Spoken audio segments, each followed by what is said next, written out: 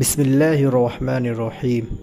صحیح بخاری حدیث نمبر 8 عن ابن عمر رضی اللہ عنہما قال قال رسول اللہ صلی اللہ علیہ وسلم بنی الاسلام على 5 شہادت ان لا الہ الا اللہ وان محمد رسول اللہ واقام الصلاة وایتاء الزکاة وحج البیت وصوم رمضان۔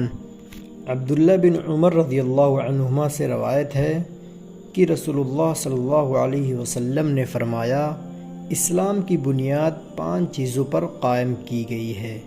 اول، گواہی دینا کہ اللہ کے سوا کوئی معبود نہیں اور بے شک محمد صلی اللہ علیہ وسلم اللہ کے سچے رسول ہیں، اور نماز قائم کرنا اور زکوٰۃ ادا کرنا اور حج کرنا اور رمضان کے روزے رکھنا۔